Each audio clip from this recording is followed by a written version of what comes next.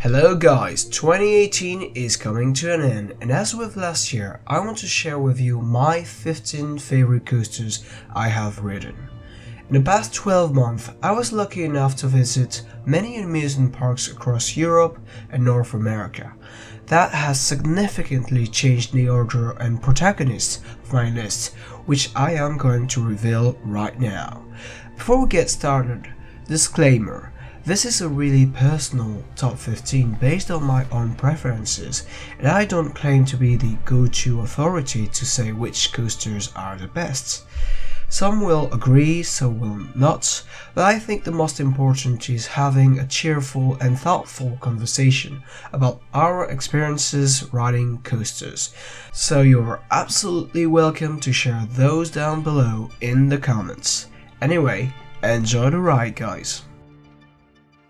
Kicking off the list at number 15 is X2 at Six Flags Magic Mountain. The very first 4th dimension coaster is a legendary ride, and one that certainly put Alan Schilke on the map. This is an incredibly aggressive ride in more than one way. I was blown away by the first drop.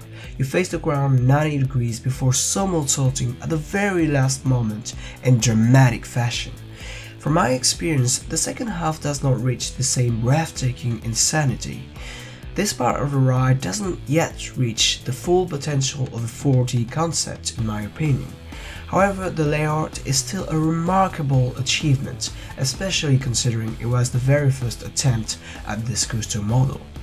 I had the chance to ride both outside and inside seats in many different rows, and the rotation of the seats definitely knocked me quite brutally at some moments, especially in the final third. It did affect my enjoyment of the ride a little, but I still chain ride this monster with absolute joy. After riding so many coasters, I rarely get surprised nowadays. The X2 manages to pull off the sensation of overwhelming excitement. Still today, it is a unique ride in the Western world and one very worthy of making the list. I had tremendous expectations for Hyperion at Legendia. Ever since I became an enthusiast back in the early noughties, I've been waiting for another big intimate mega coaster in Europe. Not only Hyperion stands taller than Shambhala and Silver Star, it also attempts to introduce fresh ideas for a hyper coaster. What I like about the layout is the remarkable diversity of elements and forces, from the usual airtime hills to the many twisty bits and low to the ground action.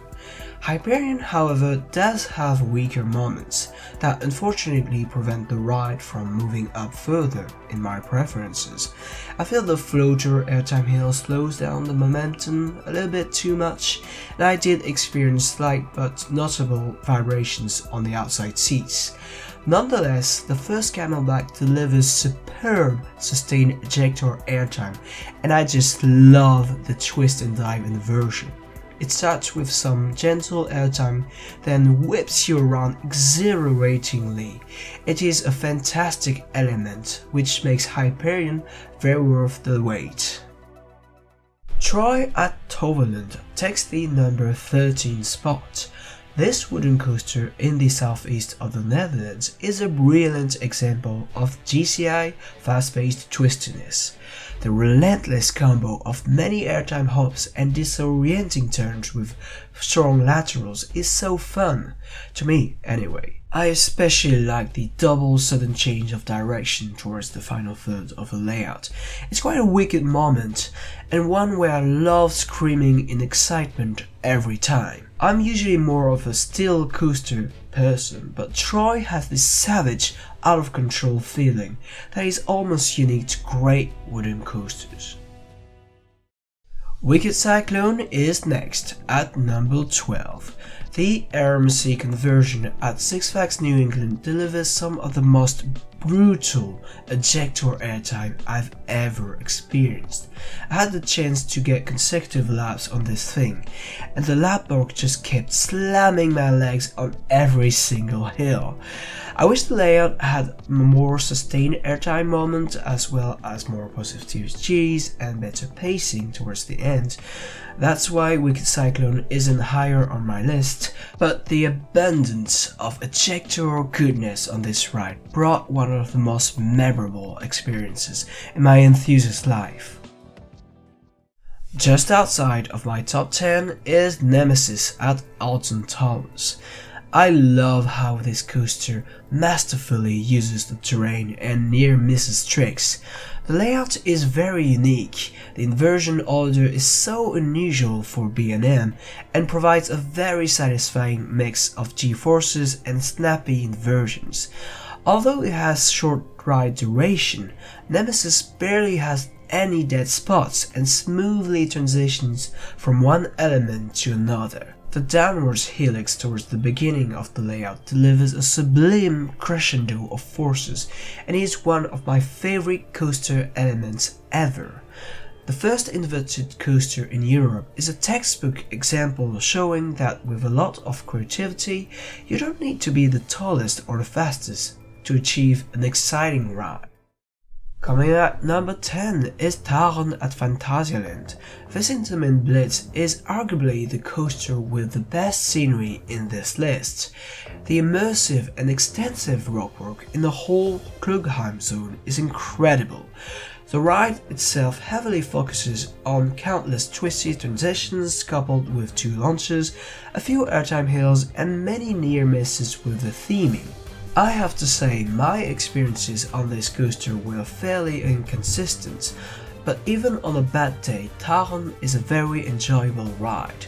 The end of the first half means it's a little bit too much for my liking and the airtime hopes aren't the most powerful.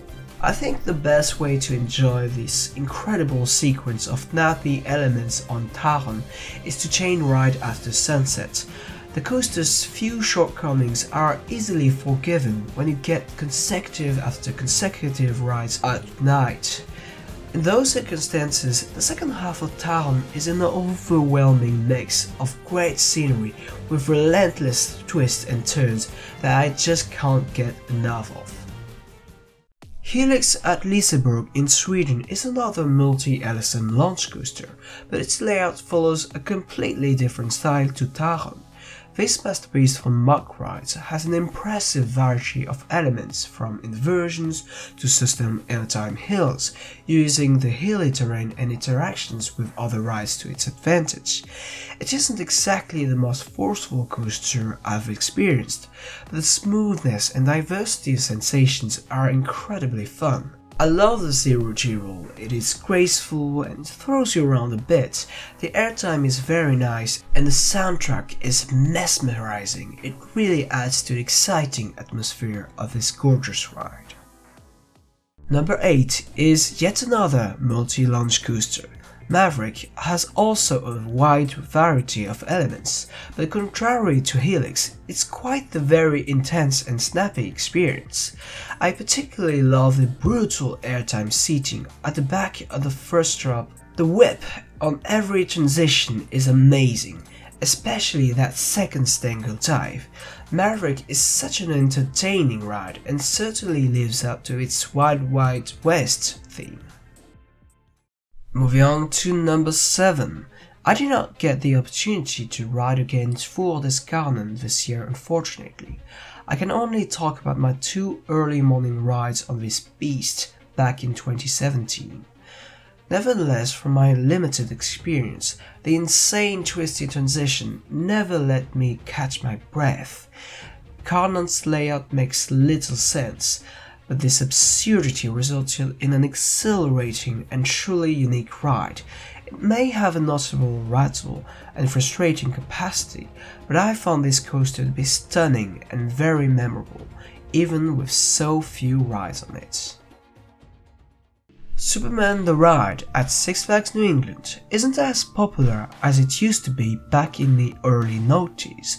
Many find the new restraints very uncomfortable, and arguably this ride has been overshadowed by more and more crazy RMC designs.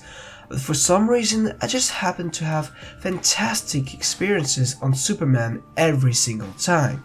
I am a huge fan of a layout that combines out and back and spaghetti twister influences. Although some parts could be indeed more intense, I found there are some amazing moments of airtime on this ride as well. To be honest, I have a soft spot for classic Intamin mega coasters, so putting Superman this high is really based on my personal preferences. Thinking of the long climb up the lift hill, hearing the John Williams soundtrack, the deafening roar through the tunnel and the majestic layout always brings me back fond memories. And that's why Superman the Ride is my number 6, guys. We are now entering my top 5 with yet another Intamin legend, none other than El Toro at Six Flags Great Adventure. Everything has already been said and analyzed about this ride. The first drop is absolutely bonkers. It is steep, it is huge, and it leads to an outstanding sequence of 2 big fat ejector airtime hills. When the train breezes through those camelbacks, the upstop wheels make a roaring noise that is so delightful to hear. It might trigger some of you, but I feel that Toro has a weaker middle section where the intensity and airtime dies down a little. However, this is followed by the mind-blowing Rolling Thunder Hill, which delivers such a brutal and surprising moment of ejector airtime.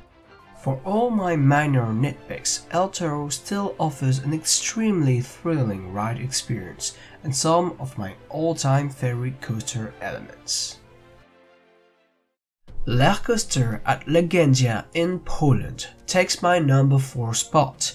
I will admit that I rank this next generation Vekoma design ridiculously high, but for me, Lech manages to pack so many outstanding elements into a tight footprint.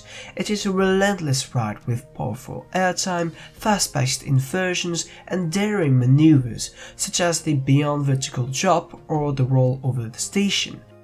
I grey out every single time on the dive loop leading to the twisted airtime hill. That next airtime provides a brilliant mix of ejector combined with snappy rotation. It might not be the biggest or fastest ride in the world, however Lech Coaster keeps a fantastic momentum all throughout its course. I love the clever layout that integrates many track crosses, visual interactions, while delivering a super intense experience without any weak spots. Simply put, this is a masterful piece of engineering in my opinion, and I can't wait to find out what Vekoma has in store for the coming years. Expedition GForce takes the bottom spot of my podium. Holiday Park's legendary mega coaster is still, in my opinion, one of the most satisfying airtime machines out there.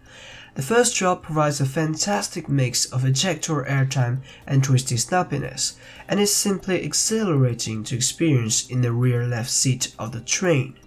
The 2 camelbacks offer powerful ejector as well as the sequence of 4 consecutive airtimes that brilliantly end the layout. Expedition GForce does have a weaker middle section, but overall the ride also delivers strong positive Gs.